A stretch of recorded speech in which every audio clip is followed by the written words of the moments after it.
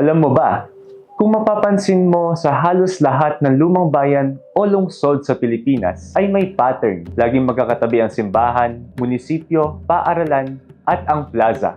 Kumusta? Ako nga pala si Timothy Losabio and welcome sa Wayback Wednesday, kung saan pag-uusapan natin ang mga pangyayari at bagay-bagay sa ating nakaraan at kasaysayan. Kung bago ka rito sa aming Wayback Wednesday at nais mong mapanood ang iba naming mga video, maaari mong i-like, i-follow ang page at channel na ito. Tara! Pag-usapan natin kung bakit nga ba ang mga plaza ay laging nakatabi sa mga mahalagang gusali.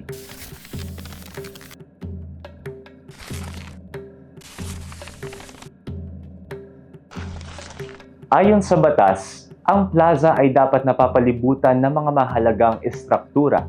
Ang simbahan, ang municipal hall o kasarial, ang paaralan at minsan ay ang merkado. Ang layunin, centralized control at simbolo ng kapangyarihan ng simbahan at estado. Gusto ng mga Kastila na makontrol nila ang pananampalataya ng mga Pilipino, kundi pati na rin ang kanilang lipunan at kaayusan. Sa plaza ginaganap ang mga misa, piyesta, mga parada, at mga anunsyo ng pamahalaan. Isa rin itong lugar ng pagkikita, kalakalan, at minsan ay pananakot.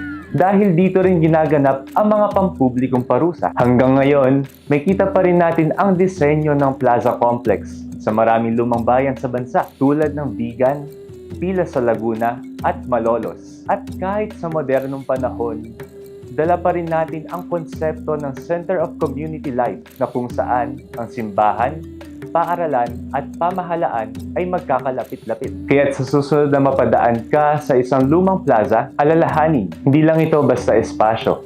Isa itong alaala ng ating kasaysayan, ng kolonisasyon, organisasyon, at ng pagbuo ng ating mga bayan. Kung nais niyong malaman ang buong kwento, tumingin lamang sa comment section at nandoon ang mga link ng sources ng video na ito.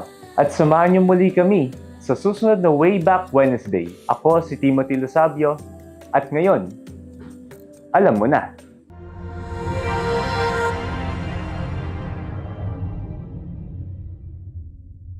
Alam mo ba na dahil dito rin kaya't sa susunod na ayan na naman.